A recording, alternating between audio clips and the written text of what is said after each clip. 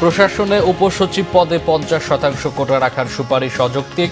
48 ঘন্টার মধ্যে মুহিত চৌধুরীর পদত্যাগের আলটিমেটাম প্রশাসন ক্যাডারের। ফ্যাসিবাদ মুক্ত দেশ নতুন করে গড়ার দায়িত্ব সবার, মির্জা ফখরুলের মন্তব্য। সরকারে ঘাপটি মেরে থাকা স্বৈরাচারের সহযোগীদের চিহ্নিত করতে নেতাদের আহ্বান। সরকারি কর্মকর্তারা ঠিকাদারির সাথে যুক্ত হওয়ার বিষয়টি খতিয়ে দেখা হবে, জানালেন আসিফ মাহমুদ। দুর্নীতির জোট করেছিলেন শেখ হাসিনা, বাণিজ্য উপদেষ্টার মন্তব্য। ঘুমের ওষুধ খাইয়ে কুপিয়ে খুন করা হয় চাঁদপুরে জাহাজে নিহত 7 জনকে। অভিযুক্ত ইরফান রিমান্ডে, শিগগিরই রহস্য উন্মোচিত হবে, আশা স্বরাষ্ট্র উপদেষ্টা। দেখছিলেন ক্রাউন সিমেন্ট সংবাদ শিরোনাম। আগামী 48 ঘন্টার মধ্যে জনপ্রশাসন সংস্কার কমিশনের প্রধান আব্দুল মুহিত চৌধুরীর পদত্যাগ দাবি করেছেন প্রশাসন ক্যাডারের কর্মকর্তারা। একই সাথে সংস্কার কমিশনের প্রস্তাবও প্রত্যাখ্যান করেন। তাদের দাবি, উপসচিব পদে বিভিন্ন ক্যাডারের 50% পদোন্নতি বৈষম্যমূলক, অযৌক্তিক এবং ষড়যন্ত্রমূলক। রাষ্ট্রকে অকার্যকর করার পায়তারার অংশ হিসেবে এটিকে দেখছেন প্রশাসনের কর্মকর্তারা। রিপোর্ট সৈয়দ আব্দুল মুহিতের। উপসচিব পদে বিভিন্ন ক্যাডারের 50% পদোন্নতি নিয়ে জনপ্রশাসন সংস্কার কমিশনের প্রস্তাবে ক্ষুব্ধ প্রশাসন ক্যাডারের কর্মকর্তারা।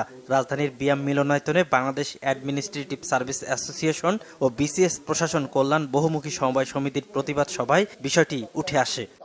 উপসচিব পদে 50-50 বন্টন, যেটি আমরা মনে করি বৈষম্যমূলক, অযৌক্তিক এবং ষড়যন্ত্রমূলক। টোটাল সিভিল সার্ভিসেরই টুকটাক যেগুলো সিটাবোটা অসঙ্গতি আছে সেগুলো হয়তো সংস্কার হবে, কিন্তু আমরা দেখছি যে একটা গভীর ষড়যন্ত্র চলছে, একটা রাষ্ট্রকে অকার্যকর করার একটা পায়তারা চলছে। আমি বিশ্ববিদ্যালয়ে ভর্তি হলাম ফার্সি বিভাগে, আমি 2 বছর পরে যদি বলি আমাকে ল ডিপার্টমেন্টের সুযোগ দেওয়া উচিত, এটা গ্রহণযোগ্য হতে পারে না স্যার।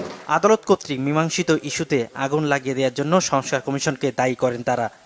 আপনি কোনোদিন পরীক্ষা দিয়ে প্রমোশন, আপনি কেন আমার এই সন্তানদের উপর, আমার ছোট ভাইদের উপর পরীক্ষা চাপিয়ে দিচ্ছেন? যেহেতু আপনি এই কাজ করেছেন, এইখানে থাকার কোনো অধিকার আপনি হারিয়ে ফেলেছেন। আশা করি অবিলম্বে আপনি পদত্যাগ করবেন এই সংস্কার কমিটি থেকে। 48 ঘন্টার মধ্যে এই মুহিত ভাই অপসারণ চাই। সরকার যদি অপসারণ না করে, কিভাবে অপসারণ করতে হবে সে টুলস আমাদের জানা আছে।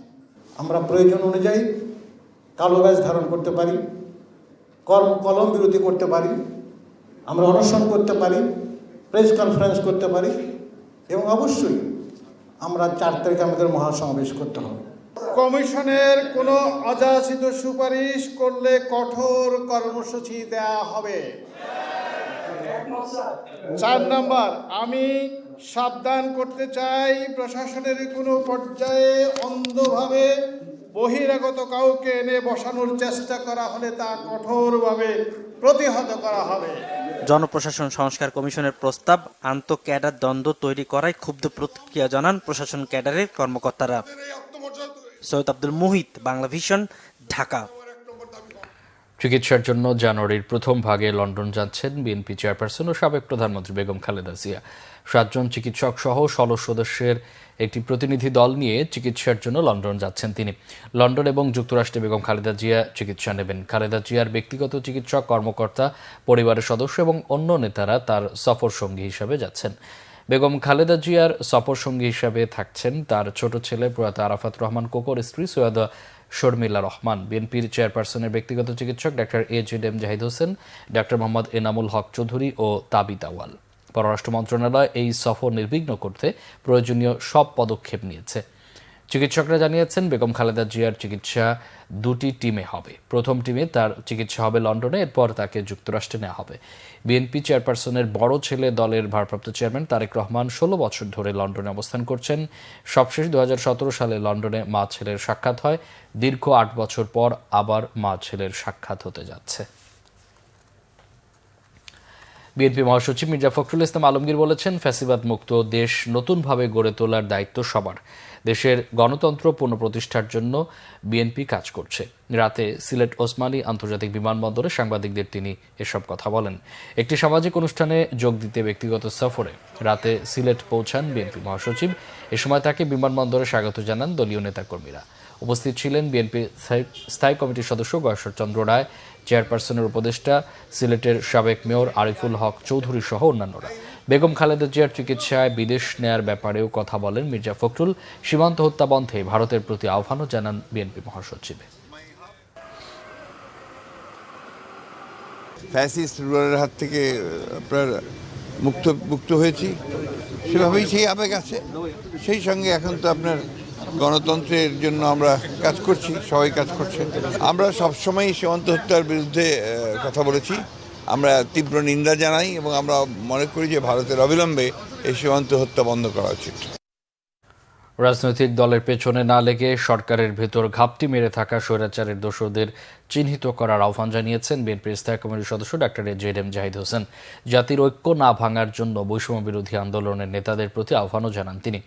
জাতীয় প্রেস ক্লাবে বিএনপি ঘোষিত রাষ্ট্রকাঠামো মেরামতের ৩১ দফা নিয়ে আয়োজিত আলোচনা সভায় এসব কথা বলেন জেএম জাহিদ হোসেন। তিনি বলেন, প্রশাসন ও অন্তর্বর্তী সরকারের ভেতর ঘাপটি মেরে আছে আওয়ামী দোসররা। তারা কলকাঠি নাড়ছে জাতীয় ঐক্য ফাটল ধরানোর। বিএনপিকে ভুল বোঝার সুযোগ নেই এমন কথা উল্লেখ করে ডাক্তার জাহিদ বলেন, বিএনপি ক্ষমতায় যাবার জন্য নয়, জনগণের হাতে ক্ষমতা তুলে দিতে নির্বাচনের কথা বলে।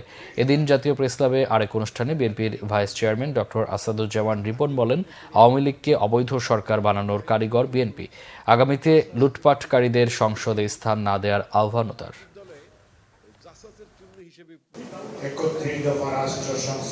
আমরা অন্তর্বর্তীকালীন সরকারকে বারবার বলতেছি যে আপনারা আপনাদের ভিতর, প্রশাসনের ভিতর ঘাপটি মেরে থাকা বিগত স্বৈরাচারের দোষরদেরকে যদি চিহ্নিত করে সরিয়ে দিতে না পারেন, তাহলে এরকম ঘটনা ঘটতেই থাকবে, আপনারা প্রতিরোধ করতে পারবেন না।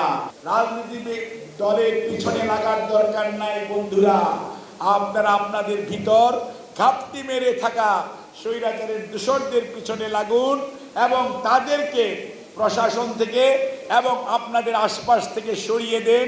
দেশের মানুষের আকাঙ্ক্ষা বোঝার চেষ্টা করুন, দেশের মানুষকে তার অধিকার দ্রুততার সঙ্গে ফেরত দেওয়ার চেষ্টা করুন, তাহলে মানুষ আপনাদেরকে সাধুবাদ জানাবে। বাংলাদেশের সাথে ভারতের করা বন্দি বিনিময় চুক্তির আওতায় শেখ হাসিনাকে দেশে ফিরিয়ে আনা নিয়ে বেশ সংশয় আছে বলে মনে করেন আন্তর্জাতিক সম্পর্ক বিশেষজ্ঞরা। ঢাকা বিশ্ববিদ্যালয়ের আন্তর্জাতিক সম্পর্ক বিভাগের অধ্যাপক লাইলুফার ইয়াসমিন জানান, রাজনৈতিক মামলা বিবেচনায় পলাতক শেখ হাসিনাকে ফিরিয়ে আনা নির্ভর করছে ভারতের সাথে বাংলাদেশের অন্তর্বর্তী সরকারের সম্পর্কের উপর। মুহিবুল্লাহ মুহিবের রিপোর্টে বিস্তারিত। ছাত্র জনতার আন্দোলনে গত ৫ আগস্ট বাংলাদেশ থেকে পালিয়ে পার্শ্ববর্তী দেশ ভারতে আশ্রয় নেন স্বৈরশাসক শেখ হাসিনা। গণহত্যা সহ দুর্নীতি ও মানবতা বিরোধী অপরাধের অভিযোগে তার বিরুদ্ধে শতাধিক মামলা হয় বাংলাদেশে। সোমবার ক্ষমতাচ্যুত প্রধানমন্ত্রী শেখ হাসিনাকে ফেরত আনার বিষয়ে ভারত সরকারকে চিঠি দেওয়া হয়েছে বলে জানিয়েছেন পররাষ্ট্র উপদেষ্টা তৌহিদ হোসেন। তাকে যে চাওয়া হচ্ছে ফেরত বিচার ব্যবস্থার জন্য সেটা জানিয়েছি। মঙ্গলবার পররাষ্ট্র মন্ত্রণালয়ের মুখপাত্র রফিকুল আলম জানান, দিল্লি চিঠির জবাব দিলে সে অনুযায়ী পরবর্তী ব্যবস্থা নেবে বাংলাদেশ। শেখ হাসিনাকে দেশে ফিরিয়ে আনার বিষয়ে কি বলছেন আন্তর্জাতিক সম্পর্ক বিশেষজ্ঞরা? ঢাকা বিশ্ববিদ্যালয়ের আন্তর্জাতিক সম্পর্ক বিভাগের অধ্যাপক লাইলুফার ইয়াসমিন বলেছেন, ভারতের সদিচ্ছা না থাকলে দুদেশের বন্দি বিনিময় চুক্তির আওতায় তাকে ফিরিয়ে আনা অনেকটাই অসম্ভব। ভারতের ফরেন পলিসিতে যে একটা ইউনিটারি যে স্ট্যান্স আছে সেটা অনুযায়ী তারা সম্পর্ক রেখেছে বাংলাদেশে একটি বিশেষ দলের সাথে। তারা কিন্তু বাংলাদেশের রাষ্ট্রের সাথে নয় বা বাংলাদেশের জনগণের সাথে নয়। সেই জন্য শেখ হাসিনা এবং আওয়ামী লীগ তাদের জন্য অনেক বেশি বেনিফিশিয়াল ছিল এবং সেই কারণে আমি মনে করছি যে তাদের নিজস্ব স্বার্থকে অক্ষুণ্ণ রাখবার জন্য তারা শেখ হাসিনাকে হয়তো ফিরিয়ে নাও দিতে যেতে পারে। বিচার প্রক্রিয়া এখানে চলতে পারে তার বিরুদ্ধে, সেটাতে কোনো বাধা নাই, কিন্তু তাকে এখানে ফিরিয়ে এনে বিচারের সম্মুখীন করাটা আমার মনে হয় যে এটা এখনই আমি এটা সম্ভাবনা দেখছি না। লাইলুফার ইয়াসমিন বলেন, প্রত্যর্পণ চুক্তির কতগুলো ধারা আছে যা অনুযায়ী ভারত তাকে ফেরত দিতে বাধ্য, আবার কিছু ধারা আছে যেখানে ভারত বাধ্য নয়। না, চুক্তি অনুযায়ী দিতে বাধ্য নয়, কারণ অনেক ক্ষেত্রে একটি দেশ যদি এটার আর্টিকেল 10 ধারা 3 সেখানে আপনি দেখবেন যে যদি এটা পলিটিক্যালি মোটিভেটেড কোনো কেস হয় তাহলে কিন্তু আরেকটি রাষ্ট্র ফিরিয়ে নাও দিতে পারে। ফিরে দিতে বাধ্য নয়। আমার কাছে যেটা মনে হয় যেটা অনেকটাই নির্ভর করে ভারতের রাজনৈতিক সদিচ্ছার উপরে। এক্সট্রাডিশন ট্রিটি থাকার কারণে এটা লিগালি অনেক বেশি সহজ এই কাজটি করা, কিন্তু পলিটিক্যালি ভারত তাকে ফেরত দেবে কি না দেবে সেটা সম্পূর্ণভাবে তাদের নিজস্ব যে ইন্টারেস্ট আছে বাংলাদেশকে ঘিরে এবং শেখ হাসিনাকে ঘিরে এটার উপরে অনেকাংশে নির্ভর করবে। বাংলাদেশ ও ভারতের মধ্যে 2013 সালে একটি প্রত্যর্পণ চুক্তি সই হয়, যা 2016 সালে সংশোধিত হয়। এই চুক্তি দুই দেশের মধ্যে পলাতক আসামিদের দ্রুত এবং সহজে বিনিময়ের জন্য করা হয়। এই চুক্তির আওতায় হাসিনাকে বিচারের সম্মুখীন করতে চায় বাংলাদেশ। আমার মনে হয় যে ভারতের মুহিবুল্লাহ মুহিব, বাংলা ভিশন, ঢাকা। শুধু একটি নির্বাচনের জন্য এত মানুষ প্রাণ দেয়নি বলে মন্তব্য করেছেন যুব ও ক্রীড়া উপদেষ্টা আসিফ মাহমুদ সজীব ভুঁইয়া। বলেন, সংস্কারের বিষয়টি গুরুত্ব দিচ্ছে সরকার। সকালে ঠাকুরগাঁয়ের বালিয়াডাঙ্গি উপজেলা পরিষদ হলরুমে শীতার্তদের মাঝে শীতবস্ত্র বিতরণ শেষে তিনি এক মত বিনিময় সভায় এসব কথা বলেন। সরকারি কর্মকর্তাদের ঠিকাদারির সাথে জড়িতের বিষয়ে আসিফ মাহমুদ বলেন, দেশের বিভিন্ন জায়গায় সরকারি কর্মকর্তারা ঠিকাদারির সাথে যুক্ত হয়ে যাচ্ছেন। এসব বিষয়ে মনিটরিং করা হবে বলে জানান তিনি। এছাড়া গণ অভ্যুত্থানে জেলাগুলোতে যারা আহত হয়েছেন তাদের দ্রুত সময়ের মধ্যে চিকিৎসা নিশ্চিত করবে সরকার।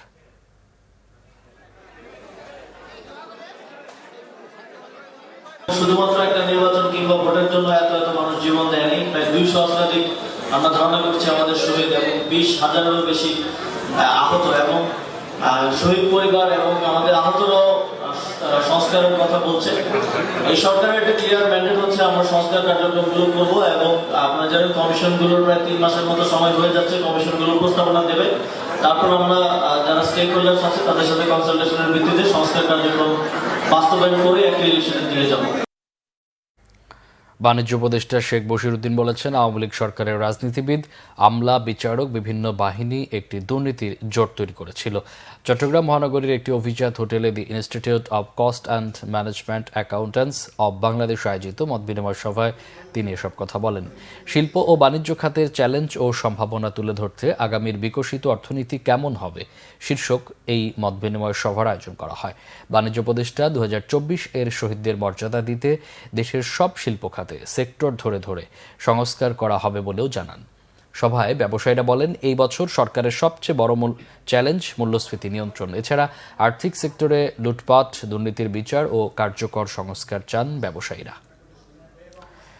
দীর্ঘদিন ধরে দুর্ব্যবহার এবং বেতন ভাতা ও ছুটি না পাওয়ার ক্ষোভ থেকে চাঁদপুরের হাইমচরে জাহাজের মাস্টারসহ 7 জনকে ঘুমের ওষুধ খাইয়ে অচেতন করে কুপিয়ে হত্যা করেছে আকাশ মণ্ডল ইরফান।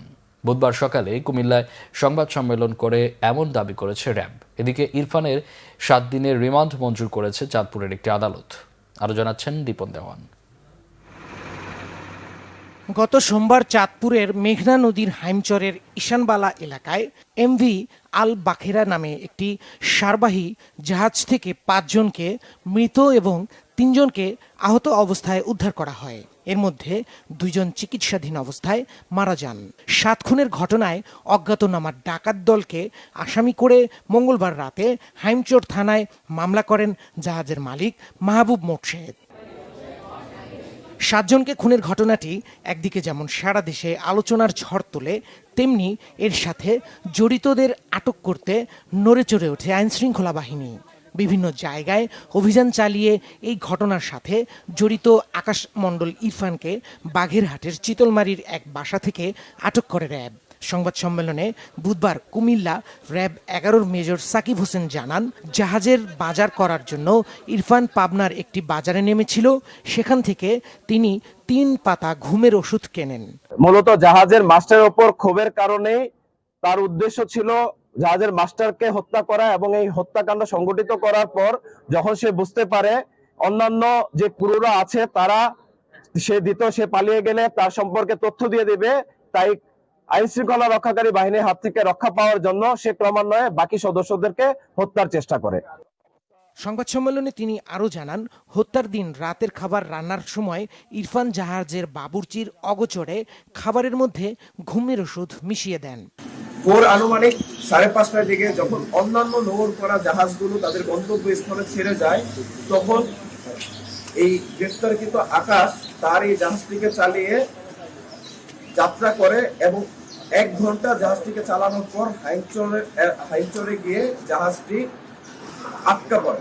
বাগেরহাটের মূলগড় হচ্ছে তার নিজস্ব বাড়ি, তবে সে তার নিজের বাড়িতে না থেকে তার একটি আত্মীয়র বাড়িতে অবস্থান গ্রহণ করে। গত রবিবার সকাল 8টার দিকে পণ্যবাহী জাহাজটি চট্টগ্রামের কাফকো সার কারখানার ঘাট থেকে যাত্রা করেছিল বলেও জানানো হয় সংবাদ সম্মেলনে। দীপন দেওয়ান, বাংলা ভিশন, ঢাকা।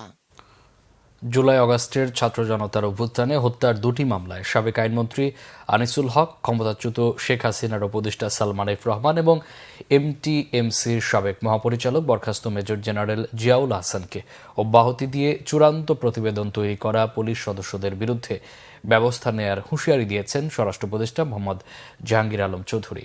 ঘটনায় কাউকে ছাড় দেওয়ার সুযোগ নেই। এছাড়া চাঁদপুরের 7 খুনের রহস্য দ্রুত সময়ের মধ্যে খোলাসা হবে বলেও আশা করেন তিনি।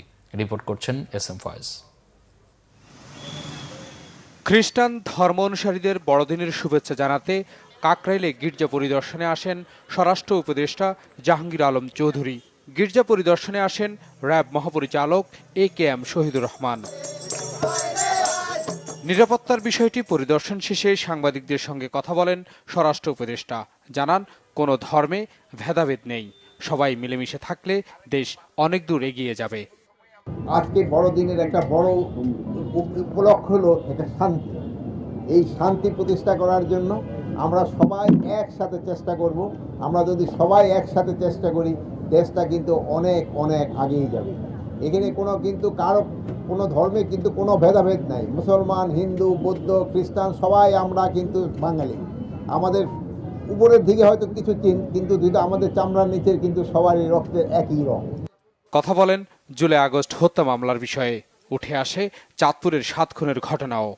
যে এই কাজটা করছে তাকে কিন্তু আমরা আইনের আওতায় নিয়ে আসবো এবং সে মনে আপাতত এখন ছুটিতে আছে এবং ছুটিতে থাকলেও সে ছুটি বেশি দিন কাটাতে পারবে না। আমরা তার আইনের আওতায় নিয়ে যেতে। এই ধরনের কাজ আমরা কোনো সময় প্রশ্রয় দেব না। আর প্লাস উনি এইভাবে সাবমিটও করার কিন্তু সিস্টেম নাই। এটা কিন্তু একটা প্রসিডিউর আছে, ওই পেপারে কিন্তু প্রসিডিউরটা লেগেছে, উনি প্রসিডিউরও ফলো করেন। চাঁদপুরে ঘটনাটা আপনারাও জানেন, এটা তো আমাদের একজনকে অ্যারেস্ট করা হয়েছে এবং তার কাছ থেকে কিন্তু ওই আমাদের যেই সব লোক চলে গেছেন, আল্লাহ তাদের বেহেশত নসিব করুক, ওদের সবার মোবাইলগুলো কিন্তু পাওয়া গেছে। ও কিন্তু নিজে স্বীকারোক্তিও দিয়েছে।